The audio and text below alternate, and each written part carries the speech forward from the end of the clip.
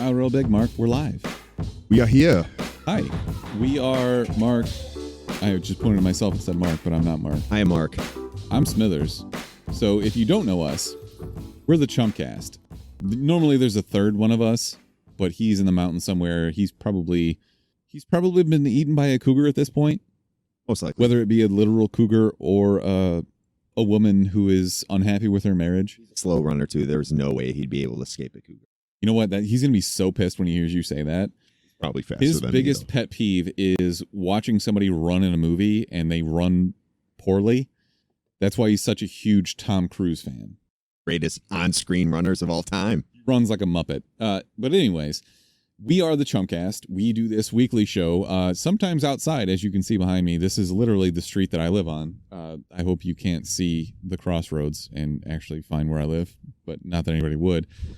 I want to preface this by saying, if you're new to this show, we don't take ourselves seriously, and you shouldn't take us seriously either.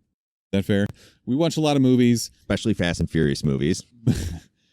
I don't think that there's ever been a bad Fast and Furious movie. So take that for what it's worth. I think that they're the pinnacle of filmmaking, and that's why we're here, right? Because of our opinions.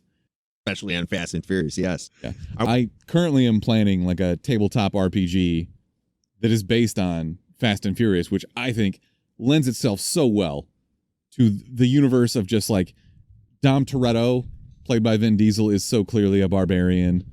You know, Tyrese is obviously a bard. It's so obvious. I can't believe nobody's done this before. Yeah, so for the new listeners, obviously we have Smithers here talking about D&D. We don't just talk movies. The one thing we do each episode, though, is go see the latest movie and then give our review at the end. But we cover everything from comic books to D&D to TV shows, anything nerd-related, gaming, whatever it is, we like to talk about it here on the Chumpcast. I also want to give a quick thanks to Joe from Guy at the Movies for including us at the first ever, I think, Guy at the Movie Film Festival is what we're calling it. So thank you for having us on here. We just a little over an hour ago took part in a comics to movies roundtable with some awesome people. E-Man from E-Man's Movie Reviews was there, as well as Daryl from Watch Alike. E-Man is the man. Daryl, I could take or leave. You and Daryl need to hash it out in just all-out battle. We're going to hash it out. Let me just say, we're going to hash it out. Just kidding, Daryl. I love you. But yeah, and we had a really good time doing that. We basically talked about the state of the movie industry and where it stands right now as far as comic books go. Argued about whether or not we're oversaturated and what sucks and what doesn't, which I think is just a great conversation. I could probably do it for like 6 hours at a time. I try not to, but here we are. I had so many other notes written down just like of shit that I wanted to talk about during that, and I don't know, man. We didn't get to it. I mean, Joe has put on a great movie festival so far. These panels have been about an hour or so, but we love talking comic books, especially adaptations in movies. And the guys that we were with, E-Man and Daryl, they're great guests to have and really dive into that sort of thing. So I would fully recommend going back and watching our conversation that we had with them. But yeah, to your point, Smithers, we can go on for hours and hours. I thought you were going to say especially because we've been drinking. That too. So if you're new to this, I'm the alcoholic of the podcast. Mark is the consummate narcissist, I think is probably the right way to call that. Paraphrase it. Yeah, sure. So we went to the theaters this week for the very first time in about 6 months. We decided, I think, that Sonic was the last thing that we saw in theaters. Is that right? I was surprised you texted me, like, are we going to go see this in theaters? Because I feel like you were a little more hesitant than I was. I mean, I'm going back to the gym and being smart wearing a mask, but even just going back to the gym, I think that you're more at risk doing those sorts of things than you are going to the theater. And I think after we went to the theater, your eyes were a little bit open to like, all right, if this many people are actually going to these movies, we might not have a problem, but that also may have been a New Mutants problem. Yeah, a movie that's been literally on the back burner for about 3 years. I think Tenet is the movie that is going to be the prime example of how many people are going to actually come out to the movies in the next month or so. So it released internationally already, and it's making money, which doesn't really say anything because there are countries in the world that are doing way better at this than we are. We don't deserve movie theaters to be opening, but that has not stopped anybody in America, so here we are. I think what I'm going to do for Tenet is go see it. I'm going to take Friday off. So next weekend is Labor Day weekend. I'm going to take Friday off, get a 4-day weekend. Hopefully go see this Friday during the day when nobody would be there. I don't know what you think, but had we gone to a movie theater that was actually crowded, I would have felt really uncomfortable. Yeah. But at the same time, if you haven't looked at the news with AMC especially, I don't know what movie theaters the listener, but AMC is the big one here out in the AMC Midwest. is the biggest theater chain in the world. Been around for 100 years, right? I don't know about that. That sounds ridiculous. It had a whole new intro thing for New Mutants, like about the theater. Dude, you know what? It does sound made up. The other thing is, I know that I'm going off on a tangent here, this fucking diatribe that I do almost weekly. You don't need to advertise IMAX to me when I'm sitting in an IMAX theater. I know what IMAX is. You don't need to fucking sell me on this. Just let me watch the goddamn... Or I don't even remember what you were saying. But that it's kind of cool, the visuals you get and everything, where you're just like going through that like weird mountainous rainforest, the same intro, and then for 4 years. No, the intro for 4 years was that couple that were drinking the same Coke. That was Regal. That was when we used to go to Regal theaters. was, AMC has been the same for 4 years. Regardless, what was I saying? I don't know. The theater was not bad for New Mutants. There were not many people, but I was saying is AMC is doing this thing where they're only allowing 30% capacity in these theaters. I think it's 40, but yeah. I think it's 30. Fuck you, it's 40. And they've teamed up with Clorox. I don't know what the fuck that means. That doesn't mean They're it means literally nothing. They're a partner with Clorox. They're putting in these like high intensity air filters or again whatever the means fuck they're nothing. doing. So we will see. We'll see. I mean, we will see. If there's a COVID case, it's going to hit the news if it was due to going to a movie theater. So how would you feel if you got out of a movie and like 2 days later you found out like, oh, this employee tested positive at this Regal theater, or I'm sorry, AMC theater in the town that we're in? Yeah. Would you be like, oh shit, I probably have it now? Or would you just be like, oh, well, I don't know, but you got to think of all the places you've like entered or walked by that have possibly had a person there in like the area that tested positive for COVID. Almost certainly, yeah. At one point. Yeah. If you've gone to a grocery store, the probability of somebody having COVID, especially like a worker, is, I mean, you got to think there's definitely those people. It's probably like 75% plus. I'm not saying I wouldn't be like, damn, but at the same time, We it both is what went it into is. the bathroom before the movie, and I was like, do I wash my hands, or do I, like, is touching things in here worse than washing my hands? Bring a little hand sanitizer. Yeah, the hand sanitizer was clutch. Good call on that. But I did like that there was nobody sitting within 10 seats of me in any direction, which is exactly how it should be at a theater at all times. I hearken back to my experience going to see, you came with me to see A Quiet Place, right? Yeah. The person sitting behind us ruined the movie for me. Wouldn't shut up the entire time. Always had candy, crinkling the bag and shit. Like, Had a jumbo I wish I bag could see- of Sun Chips. yeah, just I like- wish I could see every movie specifically with like 10 people in the theater, and that's it. That's the world we live in now, but you won't have that in the next year. Okay, so Get let's. over it. I was telling you about this before we hopped on. Gizmodo posted this article basically talking about what they're calling the worst new tech of 2020, which may be a little bit early. You know, we're only in August. I guess technically September is like 2 days from now. But this company called Xenex.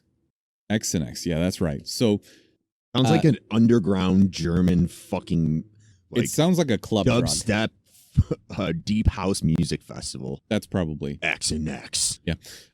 They programmed this device called the Venue, which is, and quoting directly this Gizmodo article, a device that would have viewers pay to access content by scanning the number of people watching and then charging them a ticketed entertainment, quote unquote, fee. So, Venue sounds like a new Dave Franco movie. yeah, it kind of does.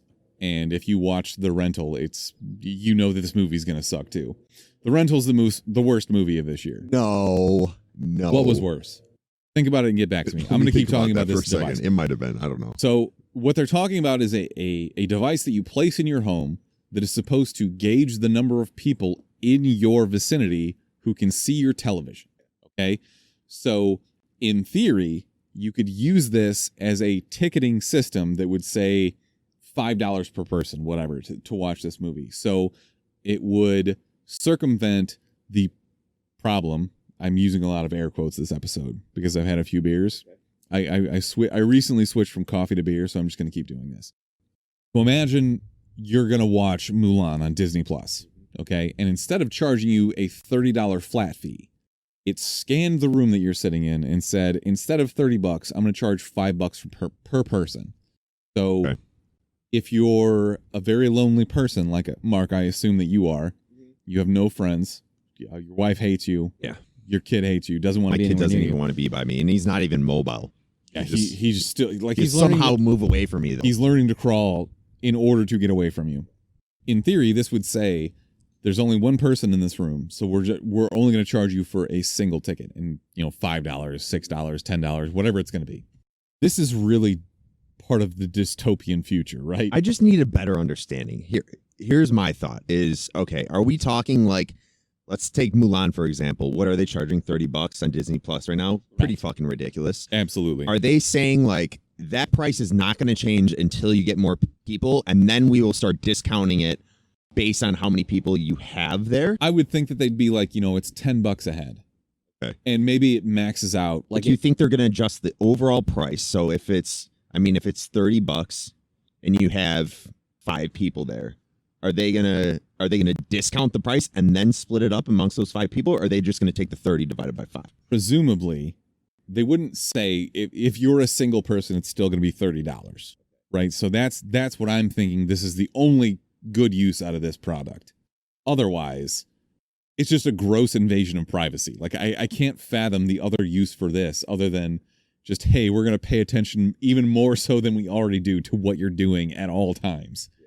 So I'm thinking of just the creative ways, there's going to be people trying to fucking do a workaround. Well, let's keep so cardboard cutouts or fucking blow up dolls. According to the article that I read about this, if you say like 4 people are going to watch this movie and a 5th person walks into the room, then the movie automatically pauses. So tell me this is not some like Blade Runner bullshit where they're literally just living in your house telling you, no, you can't watch this. You have to watch once this person leaves. You know what Dave Franco's going to do is he's going to actually make a movie called The Venue. How does this keep getting back to Dave Franco? It's going to be a horror movie where there are 4 people in the room and they're like watching a spooky movie, and then it's going to make a 5th. And then everyone starts freaking out. Obviously, yeah. That's the most obvious fucking plot twist ever.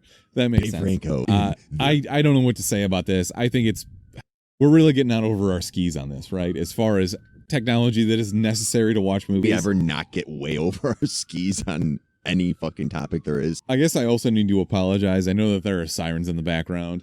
We live in Chicago. Outside. We get we're not on the south side, we're on the north side. We get 5 nice days out of the year where it's not blistering hot or frigid and snowing. So we had to take advantage of this, and we appreciate Joe, guy at the movies, letting us do this. Not that I asked or anything, but he was kind enough to go along with with this. News to us. So that is the news to us drop, which means that we're going to talk about some news. We had a trailer this week, which is basically a follow-up to what we had last week in Enola Holmes. Upon first viewing, I took away a few things. One being that Millie Bobby Brown is actually a producer of this movie, which I think is insane. She's 15? What were you doing at 15 besides jerking off in your bedroom, never leaving? BK Chicken Fries just came out, and I was at BK every other day riding my skateboard. I actually remember when BK Chicken Fries came out. I don't know. I feel like they were around when I was 15. It could very well be right around. I mean that, I'm looking back in time, and that kind of makes sense. So I'm dead on. I hope that you are. That's a guy walking with a brief. Doing a video. Hey, we are actually. Stop it. Talk later. There you heard from Steve and my dog. Anyways, Enola Holmes. Millie Bobby Brown. Steve almost joined the podcast. I could grab him a mic. So Millie Bobby Brown is the shit. She's looking for her mom in this trailer. She is the younger sister of Sherlock Holmes. There's another Holmes in this that I'm not familiar with. I didn't. Henry Cavill though. No, the other one. The other one with the really weird curly mustache. Anyways, doesn't matter. She's looking for her mom, played by Helena Bonham Carter. So this is not... Shit, who's the director who always uses... Podcast, right? Yeah, we are definitely a movie podcast. We know everything about everything. Tim Burton. His wife, Tim Burton. It's not a Tim Burton movie. But Helena Bonham Carter is in this. Henry Cavill is in this a lot more than I thought he would be, which is a plus. I will always take more Henry Cavill when I could possibly get it.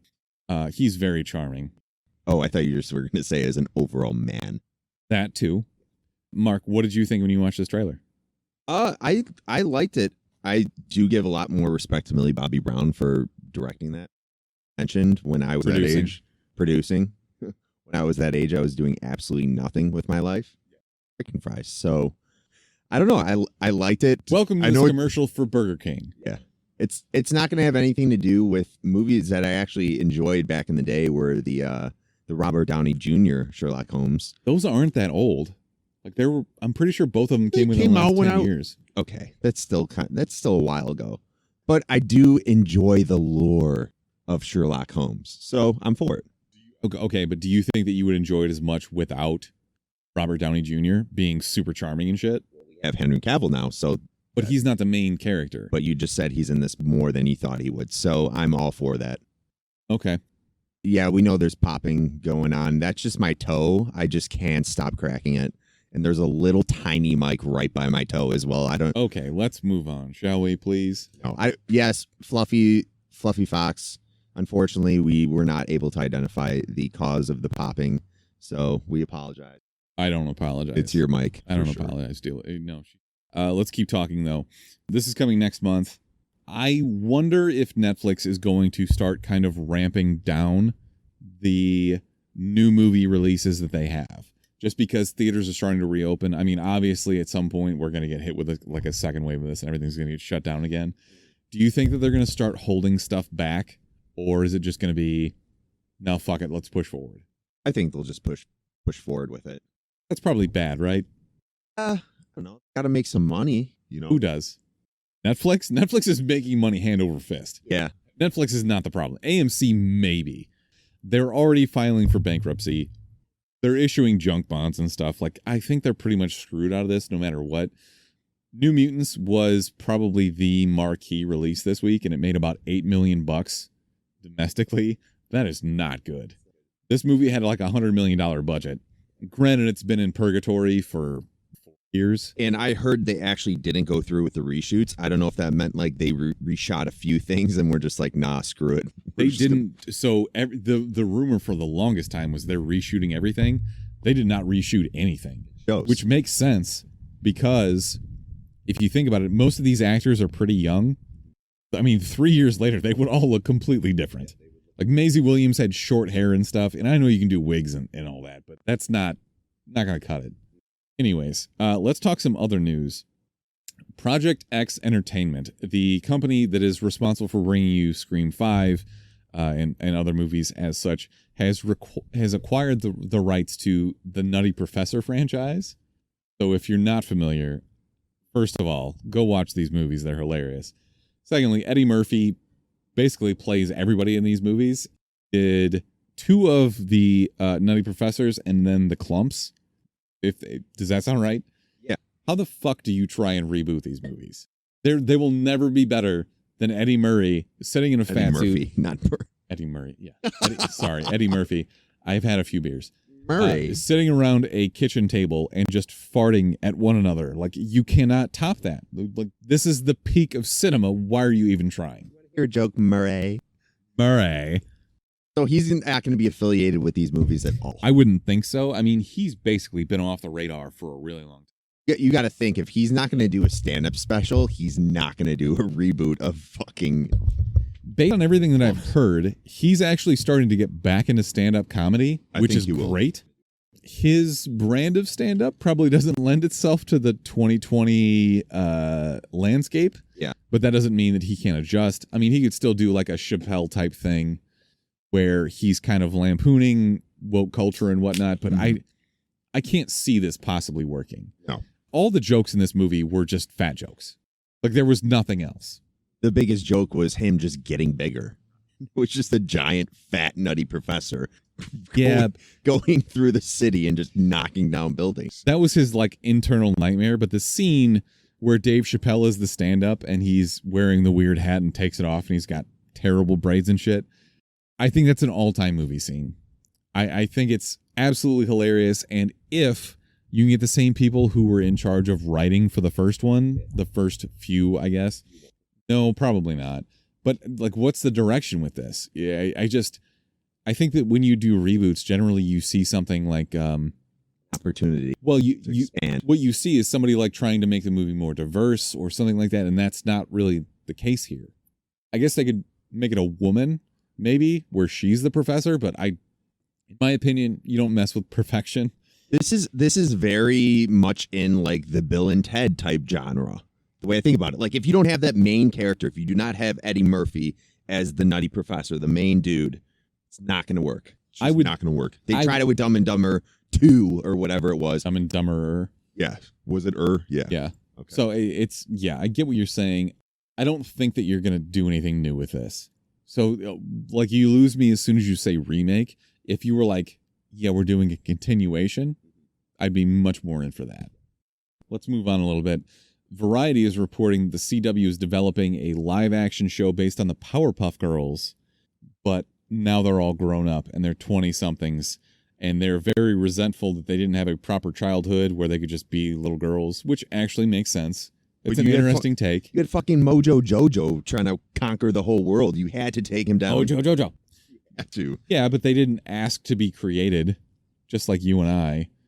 Okay. Getting deep into it. I mean, I wish I... so apparently they're going to have to get over those issues because when they are once again reunited to save the world, like they have to work together and blah, blah, blah. You think it's going to be like Mojo Jojo's son now? That's... How long do monkeys live? Bojo Jojo? Something like that, yeah. Who were the... well, there was literally the guy who was the devil and he had crab claws. Okay, I mean, you have plenty of villains to choose from. I don't think you have plenty. I can literally remember those two villains. How much Powerpuff Girls did you really watch? I used to consume a lot of Powerpuff Girls, but I need to go back, I guess, and rewatch. I guess, man. Like, you don't even remember anything about outside of the Mojo Jojo. Like, there were way more villains than that. Yeah, but Mojo Jojo was the guy. You need him in this. If the Powerpuff Girl who wore green is not cast as Aubrey Plaza, like the angry one, then I give up. Hollywood doesn't start a petition to cancel Powerpuff Hollywood Girls. doesn't understand what we're even looking for at this point. We'll try to cancel it then. Who's like the super bubbly one? Bubbles? Well, no, I mean, which actress would play? Oh, Okay. I don't mean who is it. No. Probably like a YouTube star who's like super over the top. Can you just like take Cameron Diaz and just de-age her just a little bit? Wow, now you're calling Cameron Diaz too She old looks- to play. no, a I said a little bit. She looks good, but she is old. She's got to be 50 now, right? I'm gonna Google that. I hope she's not. I was because looking that's at gonna how make me Old feel Idris extremely Elba old. was, and he's 47. Well, if you think about it, like The Mask came out in '94. She was probably at least 25 then. Oh God, 48 probably. this is really Don't gonna try hurt. to make me feel like shit. You always do this. She's 48, Yes. Yes. so she is not yet 50. All right. I apologize. She's even aging though I very gracefully. guessed it right. and yeah, sure. I don't know. What do we think of this? Like, the CW doing this is probably going to make it super campy because that's what they do. I'm not into it. At what point do you have a crossover with the Flash? At one point, did they like, how did this happen? Some guy just walked, I'll say either male or female person walked into the writer's room and was like, hey, Powerpuff Girls, let's fucking do this. This is a thing that's happening in Hollywood right now where you cash in on nostalgia. Like, people our age are starting to make money. Yeah. And all of a sudden we have money to spend on going to the theater, merchandise, like action figures, shit like that if you're into it. That's exactly what this is. I was a little bit too old to get into the Powerpuff Girls. Were you too old for Dexter's Lab? I think Dexter's Lab came first.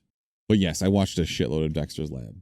And Ed and Eddie. I was never a big Ed and Eddie fan, but if you had to pick, I'm saying that when you have I can't 8 beers. when I've had 7 beers.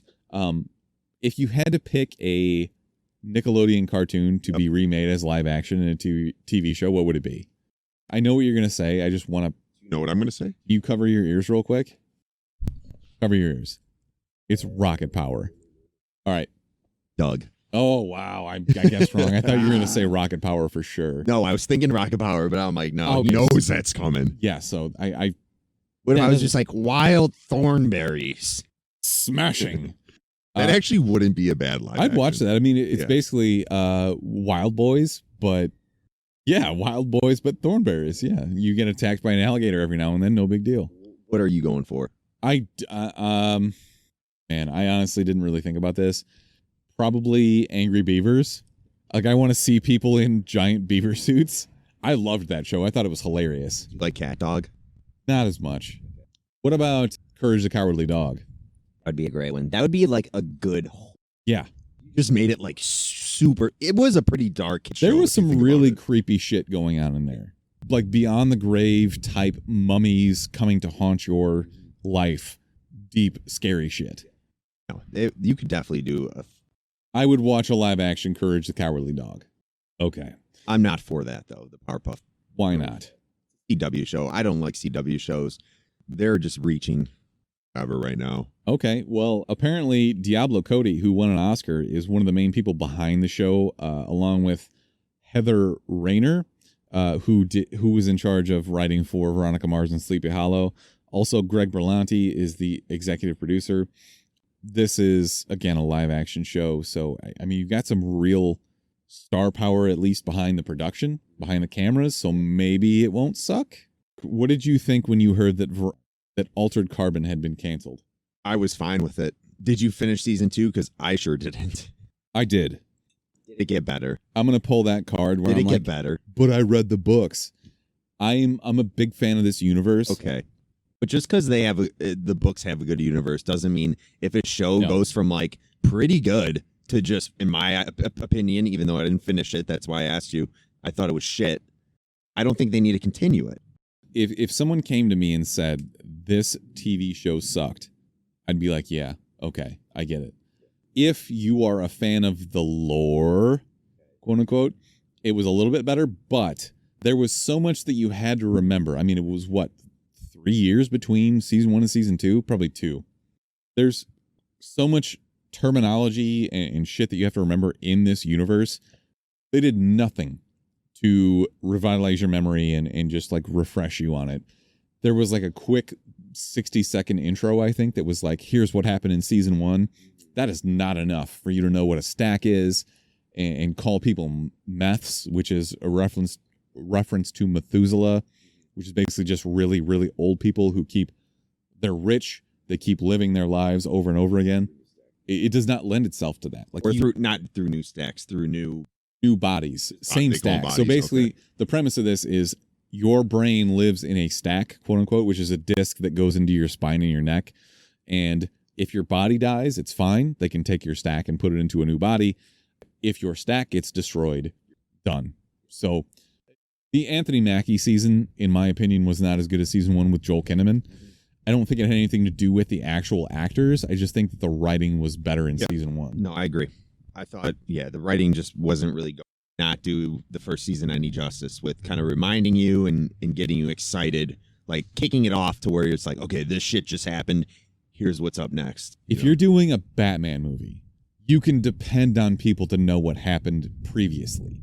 If you're doing something like this, it's a little more obscure.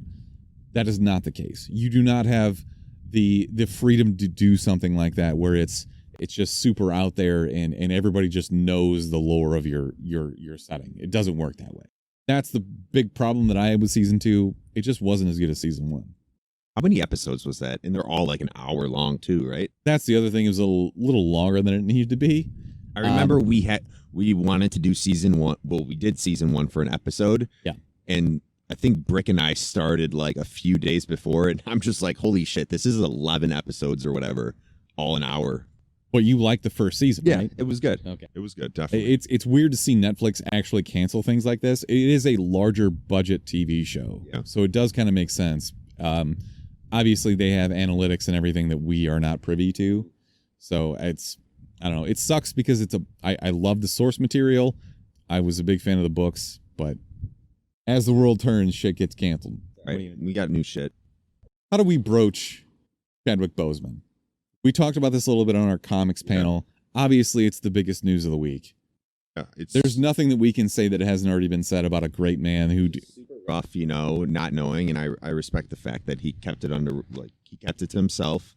I get that. And just knowing how long, I mean, what has been written in the news is he was battling this for 4 years. Knowing all the movies he was doing within that period, it's kind of ridiculous. So It just feels insane that we just watched The Five Bloods. so much respect, and I mean, prayers to him and his family, but especially from like the comic book community aspect and people that love comics and movies. And yeah, you had him as Black Panther, but I was enjoying like all his what is it, 12 Bridges. 12 Bridges. Yeah. That movie, I had a great time, and I think I was the only one. We didn't do our episode that week. I saw that in theaters. I'm like, wow, this was actually kind of surprised me. So, I mean, he's going to be greatly missed, obviously. He had a big impact on... I think that he, as Black Panther, was basically the representation that a lot of people were looking for. It's really unfortunate. It's terrible. There have been so many excellent things written about him, like just what a good person he was and how much he cared about other people. And everybody on Twitter is like, can't wait for 2020 to end and shit like that. When in reality, until we all stop being assholes to each other, 2021 is not going to make any difference. Just start being nice to each other. Love everybody. Why not? If I can love this piece of shit, I feel as though you can love your neighbor. Do a podcast with him for 100 and what episode? This is episode 210. So you've been on about 180 of them, probably? About 180 of them. That's okay. Right. I'm going to play a drop now.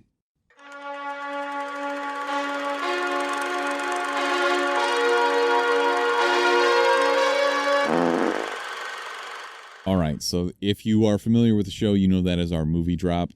Guy at the movies is in the chat, and he says it was 21 bridges. That's a lot of bridges. I was right. I think I said 21. That's 9 more bridges than what I expected. Okay. We saw New Mutants this week, and as we discussed, the experience was a little bit different. It was the first time going back to a movie theater in about 6 months. Let's just get all the bullshit out of the way. Currently on Rotten Tomatoes, New Mutants has a 31% from critics, 53% from fans. Yeah. I think that what we've said in the past is that a 20% gap between those two makes it a popcorn flick. I don't know that I'm comfortable calling this a popcorn flick. I wouldn't. No. This movie... Maybe the last 10 minutes of it. The ending scene was fine, but we'll get into it. This movie's been in production hell for almost 4 years. The first trailer we got for this was 3 years ago. 3 years. Can you imagine getting a trailer for a movie 3 years before it comes out and people still caring about it? That's insane. Do people care about this, though, now? I think that diehard X-Men fans care about this a lot. Even knowing how Dark Phoenix went and seeing that movie and it being one of Fox's last movies, knowing going into this is Fox's last movie, were your expectations that high? We talked about how there were going to be reshoots and everything, and there eventually were not.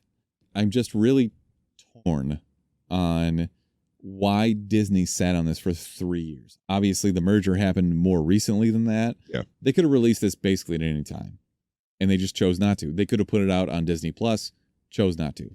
I don't understand the logic there at all. This is a perfect Disney Plus movie. You think it was Boone's doing? Josh Boone is the director. He did The Fault in Our Stars, which people love. Very different direction, by the way. It's a movie about a kid who has cancer. I can see, like, looking back at New Mutants, how he kind of, what he did with The Fault in Our Stars, how he kind of incorporated it into this movie. It was very kind of lovey and just like teenager-esque. I feel like this could have been that superhero movie for teens, but it sucked. So, in my opinion, and it's not going to be. You know what? That's a good question. Like, who is the target audience for this? I think it's teenagers. Is it? Because, I mean, I guess. But assume that a 15-year-old has never read the Chris Claremont New Mutants type comic books. Yeah. Who the fuck are you trying to reel in with this? Because it's not the comic book fans, because they went so far off script with this. Yeah. You have the names there. You've got Magic and Danny Moonstar and Sam Guthrie and all these people, but you don't have the actual source material being used in the finished product. You want to give the synopsis, or you want to start diving into the actual? Let's do the synopsis. What happened with the comics? So if you've never seen this show before, I get very worked up over comic book movies, especially for things that I'm a big fan of, and I'm a big New Mutants comic book fan. Okay. I felt that this was more of an X Factor type story than a New Mutants. X Factor is more like investigative. Yeah. Investigative. How do you say that word? investigative type storyline. So the characters are definitely New Mutants, but I feel like the storyline was more X Factor. Okay. But what you've got here is our main character is Danny Moonstar. She basically wakes up one day and something really messed up is happening in her village. She lives on a Native American reservation. That's bad stuff happens. Her dad dies. She wakes up in this what looks like a quote unquote mental asylum, and she wakes up to Dr. Cecilia Reyes, who is an X-Men comic book character, but basically telling her like, "Hey, you're a mutant. Hit your mutant stride. Like your X gene has activated, and you're here with a few other people." And what you come to find out throughout is all of these characters have been stuck here for an indeterminate amount of time. They're promised that they're going to get their exit, but they never really seem to. So what you get is Sam Guthrie, who plays Cannonball, played by Charlie Heaton. I'm going to have to look up a few of these off the top of my head. Anya Taylor-Joy is Ilyana Rasputin, who plays Magic. I have a lot to say on that later. Maisie Williams is Rain Sinclair, who is Wolfsbane. You have Alice Braga, who plays Cecilia Reyes, who I mentioned. Blue Hunt is Danny Moonstar. Henry Zaga is Roberto da Costa. Sunspot. He is Sunspot, but he doesn't really seem like Sunspot in this movie. I think that my biggest issue with this entire movie is that they took these people and they made them so far off base in terms of their personalities. Magic was overtly racist towards Danny Moonstar, like kept making these Native American jokes. It's really hard to look back and say they shot this in 2017. Like, I know it's only been 3 years. Were people less sensitive to it back then? He said some pretty fucked up stuff. Yeah. And it wasn't just that. It was like, point on the doll where daddy touched you. Like, that's pretty messed up. It wasn't like that in the comics. Her character, Magic, was not like that. That is not Magic at all. Okay. So Magic is one of my favorite X-Men characters of all time. And I feel like they did her a huge disservice. Not only the way that they wrote her, but I don't want to shit on Anya Taylor-Joy, but I don't think she did a good job in this movie. From what I've heard, a lot of people think she was one of the better parts of the movie. And I could see that being like That is very damning. The antagonist sort of, member of this team. She was definitely the one who acted as though she was tougher than everybody, and like she was the bully. So my one of my problems was you mentioned it is a investigative story, detective kind of thing where they're trying to figure out what's going on. It was pretty obvious to me what was going on. Like, who was the main person behind all this, or who was the main antagonist, which I was kind of upset about. Once you figure that out, the whole rest of the movie is just like, okay, well, what are we doing here? Yeah, they make it very, very apparent early on. So when I see something that says the Essex Corporation on it, I know exactly what they're referring to. And if you're not familiar with the comics, maybe it's different for you. I think we're going to try not to spoil this too much, but you saw that and you were like, oh, I know what's happening now, right? So that kind of takes away a lot of the mystery in the story. Yeah. So what was left? Not much. Another one of my big problems was I just thought the first act was pretty slow, and I thought it was some of the worst acting of this whole movie. There were parts where, okay, they're all doing their accents, and I'm pretty sure the majority of them do not have accents like that at all. So you have Maisie Williams, whose accent was the best, though? Was the best? Yeah. There is a correct answer. Anya Taylor-Joy's honestly didn't bother me as much as Maisie Williams did. It didn't bother me as much as Heaton's did. Charlie Heaton's was the best. You thought it was the best? Okay. For a guy like from probably Louisiana, I think that he was by far and away the best. Is he from Louisiana? Specifically, no. Yeah. So I think Sam Guthrie is. Okay. He's definitely from the South. He's from maybe. Doesn't matter. But his accent was the best out of all of them, which is surprising considering that Maisie Williams is British and Scotland's not that far away. Like, I can do a Southern accent. Oh, it was Scottish. It wasn't Irish. No, maybe it was. You know what? It's so hard to tell that you can't really pick it apart. And that was my issue. And I didn't think the main character we had here, Danny Moonstar, Mirage, right? She's Psyche, Mirage. It depends on how far you are in the story. I wasn't all for her. I thought she was fine. But there was I mean, this was shot like 4 years ago, so maybe she's gotten better, but I don't think that she did a great job in this movie, and maybe it's the direction from Josh Boone, or I didn't really care for her character. So I don't want to completely shit on this movie because I didn't think it was the worst thing that's ever come out of Fox, or I didn't think it was the worst X-Men movie either. I thought towards the end, I actually enjoyed like the end battle we kind of get. That's still predictable to some aspect, and it does get better. And knowing that the budget was lower, it was, I mean, they're still probably not going to make their money back on this movie, unfortunately. So the budget for this was $67 million, which sounds low when you consider everybody was talking about reshoots and everything like that. Yeah, this is a cheap X-Men movie. It was better than Dark Phoenix, in my opinion. I read an article, whoever the movie reviewer is for Forbes said that this was the worst X-Men movie ever. And I was like, this person clearly has not seen every X-Men movie that's been released because it's not close. This is very middle of the road, I think. The other two Dark Phoenix movies were worse. Apocalypse was worse. This is very middle of the road. I also still do think this was for a younger audience. Like, it was trying to be, people are going to hate this, but it was trying to be like a more Twilight-y kind of like X-Men movie, you know, where it cared about like these love interests that these younger kids are establishing with each other and things like that. It was trying to have that sense to it, you know, where it was trying to relate more to that younger audience. So I get that. But yeah, overall, I didn't think it was the worst thing that Fox or the worst movie that's come out of the X-Men franchise. But it's just fine. It's very fine. It was okay. My biggest problem with the movie overall was the way the liberties that they took with the actual characters. I think they made Magic into a piece of shit bully. Roberto da Costa probably should have been the piece of shit bully because that's what he is in the comics. Sam Guthrie was fine.